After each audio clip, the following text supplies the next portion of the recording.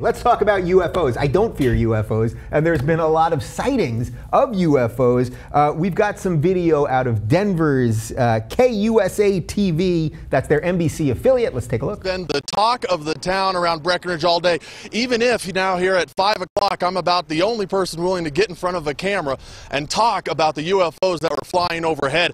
There was 3 white dots, I'll show you, that were flying over Breckenridge behind me late this morning. Looked as if they were hovering right over Baldy Mountain behind me.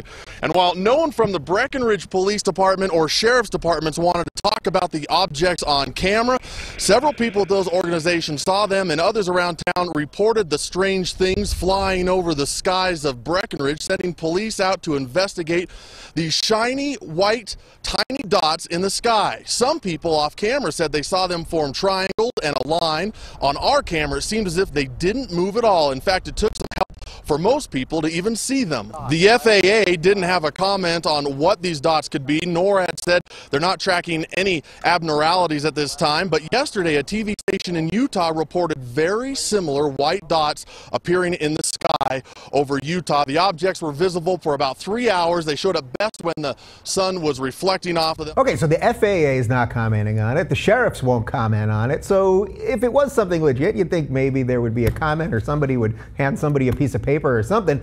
We've got images. This is an image of them. One of them, it's a close-up. This is taken in Utah. So I don't know what the hell that is. I have no idea. But a UFO is an unidentified flying object. That doesn't necessarily mean there's a little green man inside. Thank you. Kim, go. I was going to say, yes. Unidentified flying object does not necessarily mean extraterrestrial. It just means we don't exactly have a handle on what it is right now. There has been some talk that maybe this is a high-altitude helium balloons. It's possible that it is related to a meteor. I wouldn't necessarily jump to conclusions. Yeah, okay, but I want to jump to conclusions a little bit because that's the fun part, right? So, okay, before we get to Little Green Man and that whole thing, wouldn't it stand to reason that if there was something that the government didn't want us to know about, they could easily pass it off as weather balloon, or they can always give us some explanation, right? So until you see the little green man standing in front of you, there's always a way to get the out on belief, right? Yeah, well, I would say weather balloon has some connotations that I think they want to avoid at this point, or swamp gas. I think the fact that it took place in Colorado and Utah, like if you're in that quadrant of the country, the chance that it's an experimental aircraft is magnificently high. I think that that's most likely what it is. I mean, I think that if it was like a test bed for a new plane or something like that, it's much simpler to just not say anything, provide no information, hope it dies out. We are testing a secret aircraft. Don't tell anyone. But once people start seeing it, if they want us, like, don't they have to admit it at that point then? You know what I mean? Like, shouldn't they be? No, they don't. They should make us wonder. Have they done that in the past? Well, I don't know what the hell's going on over at. Tell me about it could also be not government related. I mean, it could be maybe Google's testing their gigantic balloons that are supposed to provide internet, around the globe or something like that. I actually have a theory. Can we look at the picture one more time? Throw that picture back up.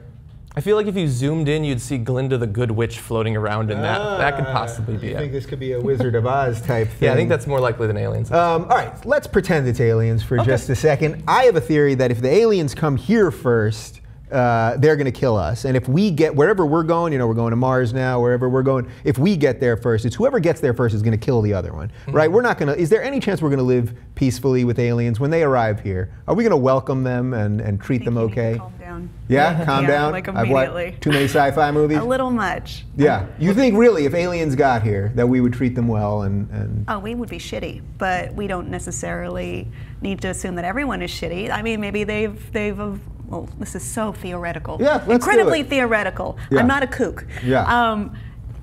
I don't. If they were advanced enough to come to our planet from whatever far distance away, I'm hoping that as a society they're not crazy. Right, but wouldn't it stand to reason that they'd sort of, if they had evolved to the point where they were going to other civilizations, there might be a reason they're going there, like resources. It's sort of like every Avatar and every sci-fi movie. Like we're gonna go to other planets because we're going to destroy this place. It's pretty obvious. So we're going to wreck this neighborhood. Then we got to go somewhere else. And sorry, if there's other guys there that aren't involved as we are, we might mess them up. I think this is one of the reasons I've always liked Russian science fiction, because they have a series of books. I think Roadside Picnic is the first one, where yes, they do kill us, but they don't kill us intentionally. They don't go to war with us. It's like if we land on an island, yeah, maybe we kill the indigenous rodents, but we're not thinking about it. We don't have a PowerPoint about it.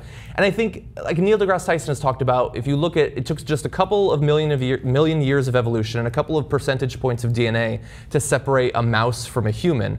I mean, the idea that they might have evolved, 10 million years before us, the gap has got to be even larger than that. I mean, the idea that they would even recognize us as intelligent beings is difficult to comprehend, I think. They found that golden record on Voyager, and they were like, oh, that's cute. Yeah. We had Chuck Berry a long time ago. I mean, ants can dig tunnels, but we don't think of them as intelligent. Right. So is our best hope then sort of a War of the World situation where they get here, they probably kill a whole bunch of us, but then they don't factor in that our environment's a little bit different, and then their machines start to rot and things like that? Is that our best? And then Tom Cruise saves us, obviously.